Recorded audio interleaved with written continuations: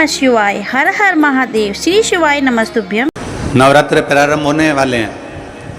अब आप देखेंगे नवरात्र में कोई पाँव में चप्पल नहीं पहनेगा। बोलो बोलो, सही है कि गलत है? कई लोग 9 दिन तक नियम लेंगे, हम पाँव में चप्पल नहीं पहनेंगे। कोई लोग नियम लेंगे कि हम 9 दिन तक भोजन नहीं करेंगे, हम अन्न का त्याग करते हैं। कोई 9 दिन तक नियम रखेगा, मैं लौंग पर व्रत रखूंगा 9 दिन। कोई व्रत रखेगा, मैं 9 दिन तक केवल 1 गिलास दूध पर व्रत करूंगा। कोई लोग व्रत करेंगे कि मैं 9 दिन तक गलत चीजों का त्याग कर दूंगा। कोई नियम लेंगे कि 9 दिन तक मैं पैदल चलकर माता रानी के मंदिर तक, देवी के मंदिर तक जाऊंगा। कितने दिन? जम के बोलो जरा, 9 दिन। और जो बाकी के दिन है वो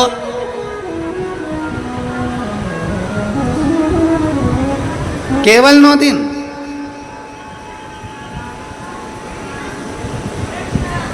बाकी के दिन क्या? वैसे ही जाने दो। शिव महापुराण की कथा कहती है ये 9 दिन तुम चप्पल पहनो मत पहनो, 9 दिन तुम माता के दरवाजे जाओ मत जाओ, 9 दिन तुम उपास रखो ना रखो, 9 दिन तुम अन्न त्यागो ना त्यागो। पर शिव महापुराण की कथा कहती है, मां आद्य शक्ति के चरित्र का वर्णन करते हुए कहती है कि 9 दिन तुम्हारे प्रत्येक दिन तुम एक संकल्प ऐसा लो कि मैं अपने सामने, अपने क्षेत्र में, अपने मोहल्ले में, अपनी कॉलोनी में, अपनी सोसाइटी में किसी छोटी बच्ची के साथ कभी कोई गलत कृत्य नहीं होने दूंगा। 9 दिन में दूसरा नियम लो, हमारे मोहल्ले में, हमारे क्षेत्र में, हमारी कॉलोनी में, हमारी सोसाइटी में मैं कभी अपनी सोसाइटी में, अपनी कॉलोनी में, अपने क्षेत्र में कोई गलत व्यसन नहीं होने दूंगा। तीसरे दिन फिर नियम लो, मैं अपने क्षेत्र की बेटियों के प्रति, अपने क्षेत्र की बेटियों को, अपने क्षेत्र की छोटी छोटी बेटियों को, बेटियों के लिए मैं स्वयं आगे बढ़कर उनको शस्त्र की, तलवार की, शस्त्र की विद्या प्रदान करूंगा।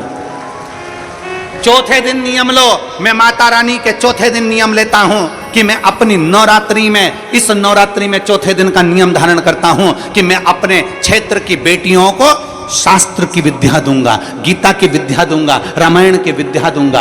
5वें दिन का नियम लो, मैं 5वें दिन का नियम लेता हूं कि मेरे क्षेत्र की बहन बेटियों के लिए, मैं 5वें दिन का नियम लेता हूं कि मेरे क्षेत्र की बहन बेटियां अगर आधी रात को भी कहीं जा रही हैं, हॉस्पिटल जा रही हैं, कहीं किसी कार्य से जा रही हैं, रिश्तेदार के यहां जा रही हैं, मेरे क्षेत्र में उनको भय उत्पन्न नहीं होगा, मेरा बल इतना प्रबल रहेगा।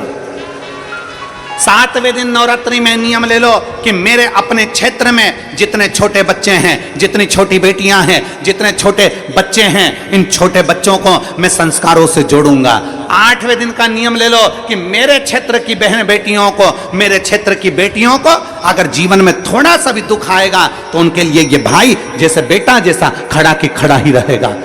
9वें दिन का नियम ले लो कि मेरे क्षेत्र की बहन बेटियों को कोई आंख उठा कर ना देखे, ये 9वें दिन का नियम है।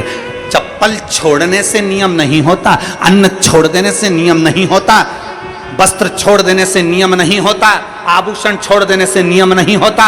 अपने भीतर माता रानी के 9 दिन तक 9 संकल्प अपने भीतर धारण करो। जब 9 संकल्प हमारे भीतर धारण होंगे तो हमारा नवरात्रा 1 दिन का नहीं, हमारा नवरात्रा पूरे साल का होगा। केवल 9 दिन के लिए मैं चप्पल छोड़ दूंगा, केवल 9 दिन के लिए मैं अन्न छोड़ दूंगा, केवल 9 दिन के लिए मैं 1 गिलास दूध पर नवरात्र करूंगा, मैं 9 दिन तक लौंग खाकर व्रत करूंगा। 9 दिन तुम्हारे भीतर संकल्प होना चाहिए। मेरे क्षेत्र की कोई महिला के गर्भ में अगर कन्या जन्म ले रही है तो भ्रूण हत्या नहीं होने दूंगा, उस कन्या का जन्म होना चाहिए।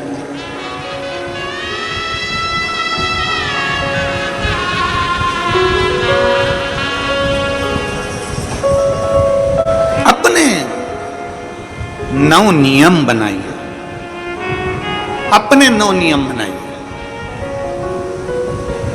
केवल रोटी नहीं खाऊंगा, 9 दिन रोटी नहीं खाऊंगा, पर दुनिया के प्राण खाऊंगा।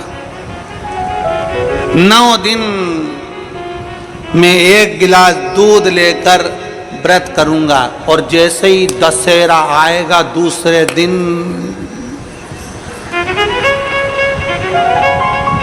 हो जाए।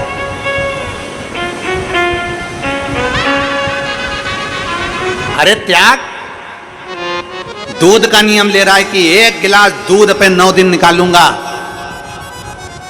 व्रत ले कि ये 9 दिन तो दूध पर, और 10वें दिन से जो मैं गलत चीज पीता था, मदिरा का पान करता था, उसको त्यागता हूं। तो देवी जी प्रसन्न होगी, तो दुर्गा प्रसन्न होगी, तो जगत जननी प्रसन्न होगी। केवल 9 दिन, केवल 9 दिन ना।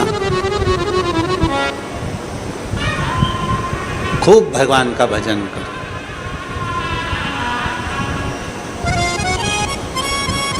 गरबा करना आता है आप लोगों को? अरे बोलो तो जम के आते। गरबे में बस ऐसे ऐसे हाथ हिलाते रहो तो गरबा हो जाता है।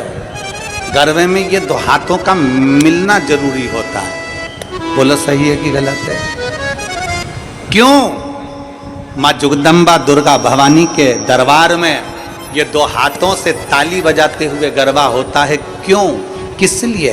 क्योंकि माँ जगत जननी चाहती है कि तू अपने परिवार में जिसके साथ में रहती है, तेरा पति पत्नी, ये 2 हाथ, एक पति है एक पत्नी है, प्रयास करो ये दोनों मिलकर चलें और अपनी जिंदगी सार्थक बनाते चलें। अपनी जिंदगी सार्थक। और जब आपका विश्वास, जब आपका भरोसा, जब आपकी दृढ़ता पूर्ण तरह से परमात्मा के प्रति समर्पित हो जाएगी, तो परमात्मा आपकी ओर आकर्षित हो जाएगा। आकर्षित। शिव महापुराण की कथा कर रही है, तारकासुर का संवाद कर रहा है, तारकासुर का चरित्र कर रहा है। तारकासुर के चरित्र में वर्णन आता है, तारकासुर का चरित्र कहता है कि तारकासुर जन्म लेने के बाद भले असुर था, असुर प्रवृत्ति का था, पर तारकासुर असुर प्रवृत्ति का होने के बाद भी शंकर की भक्ति में, क्योंकि शिव का कोई द्रोही है ही नहीं।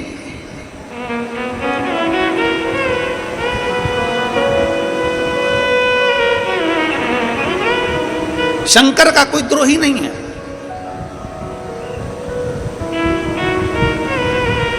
और यही हमारा शास्त्र कहता है, यही हमारा वेद और पुराण कहता है।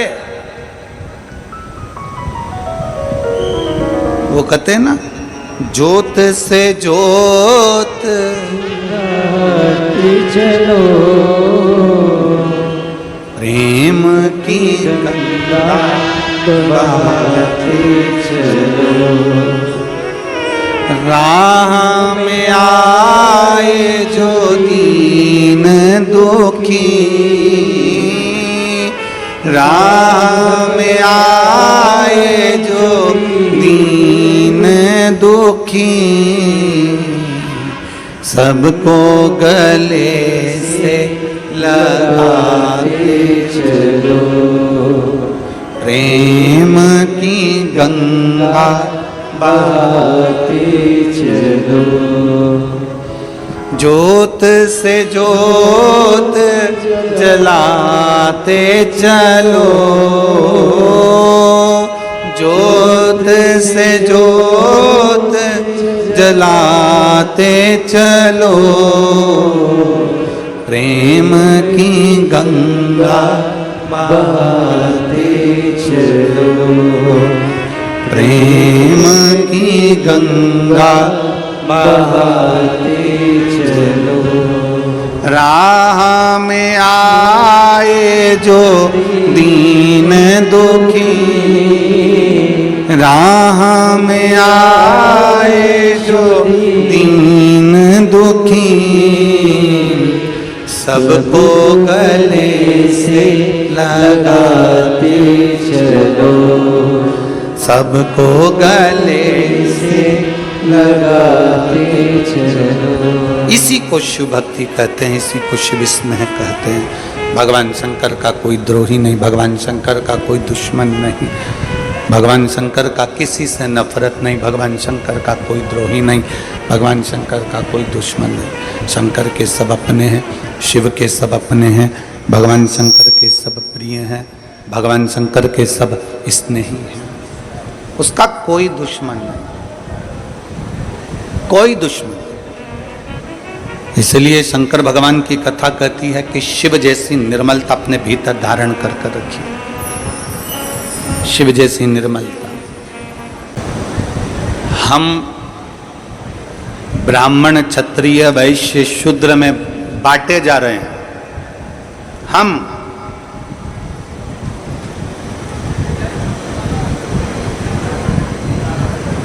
हम ब्राह्मण क्षत्रिय वैश्य शूद्र में बांटे जा रहे हैं। केवल मंदिर में जाओगे तो बढ़ गए, देवालय जा रहे हो तो बट रहे हो, धर्म में जा रहे हो तो बट रहे हो, परंतु केवल एक स्थान ऐसा है जहां ब्राह्मण क्षत्रिय वैश्य शूद्र कोई नहीं बटता। केवल एक स्थान ऐसा है जहां ब्राह्मण क्षत्रिय वैश्य शूद्र कोई नहीं बटता, वो है होटल।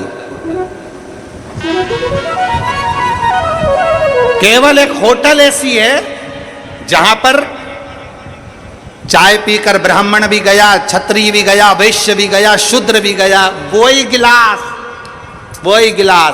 धुला फिर आ गया, धुला फिर आ गया। गिलास को नहीं मालूम कि यह ब्राह्मण है कि क्षत्रिय है कि वैश्य है कि शूद्र है। गिलास का काम है तपन को झेलना और दूसरे का पेट भरना। उसी तरह परमात्मा ने जब पैदा करा तो ब्राह्मण क्षत्रिय वैश्य शूद्र बनाकर पैदा नहीं करा। मनु और शत्रुपा जन्मे थे तो उन्होंने ये नहीं लिखा था कि मैं ब्राह्मण हूं कि क्षत्रिय हूं कि वैश्य हूं कि शूद्र हूं। भगवान पृथ्वी पर जब मनु और शत्रुपा ब्रह्मा जी की जंघा से प्रकट हुए, आधा स्वरूप में से एक जंघा से मनु, एक जंघा से शत्रुपा जब प्रकट हुई, प्रथम पुरुष प्रथम स्त्री इस संसार सागर में जब जन्मे तो उन्होंने ये नहीं लिखा कि मैं ब्राह्मण हूं कि क्षत्रिय हूं कि वैश्य हूं कि शूद्र हूं। उन्होंने तो ये देखा कि मैं संसार में जन्म लेने वाला मनुष्य सनातनी हूं, मैं मानव हूं और मानवता का फर्ज अदा करूं। मैं मानव हूं और मानवता का फर्ज अदा करूं। मानवता का फर्ज है हम किसी को कष्ट ना दें। मानवता का फर्ज है पृथ्वी पर आने के बाद हम भगवत भजन को धारण करें। प्रेशर नहीं आ रहा है तुम्हारे साउंड में। भगवान का भक्ति करें, भगवान का भजन करें, भगवत स्मरण करें, ये मानवता का। बताओ रे भैया नांदगांव वालों, ये जीजियों और मेरे जीजाओं जितने बैठे हो, मेरी बेटी बेटाओं जितने बैठे हैं, मेरी माताएं जितनी बैठी, मेरे भाई जितनी बैठे हैं। सब्जी वाला सुबह सुबह तुम्हारे दरवाजे पर आए सब्जी की गाड़ी लेकर, सब्जी का ठेला लेकर और आवाज लगा कर कहे हीरा ले लो, खीरा नहीं। क्या बोला? जम के बोलो जरा। हीरा, डायमंड, डायमंड। सब्जी वाला बोले हीरा ले लो, हीरा ले लो, हीरा ले लो, हीरा ले लो। आप में से कितने लोग होंगे जो हीरा लेंगे? बोलो, जम के बोलो जरा। कोई लेगा? सब्जी वाले से पूछा कितने का है? 5 लाख रुपए का। ओ हो पगला, 5 लाख का हीरा सब्जी के ठेले पे नहीं लिया। अब आ गया कबाड़ा बेचने वाला, कबाड़िया, भंगार वाला, कबाड़े वाला। भंगार वाला आया, कबाड़े वाला आया और आकर चिल्ला कर कर आया हीरा ले लो, हीरा ले लो। कोई लेगा हीरा भंगार वाले से, कबाड़े वाले से? कोई हीरा लेगा? बोलो तो जम के नहीं। अब आपको सब्जी वाले के पास जो हीरा था वो बिल्कुल असली था, कबाड़े वाले के पास जो हीरा था बिल्कुल असली था, पर किसी ने लिया नहीं।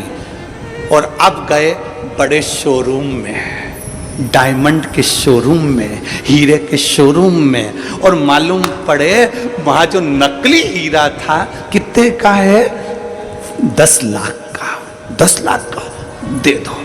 नकली शोरूम से लेकर आ गए, असली ठेले पर बिक रहा था नहीं लिया, असली कबाड़े पर बिक रहा था नहीं लिया। क्यों? क्योंकि वो बड़ी जो दुकान दिखी है, तो नकली हीरा भी बड़े शोरूम से चल जाता है, उसी तरह कितना बड़ा भी पापी क्यों ना हो शिव महापुराण से तर जाता है।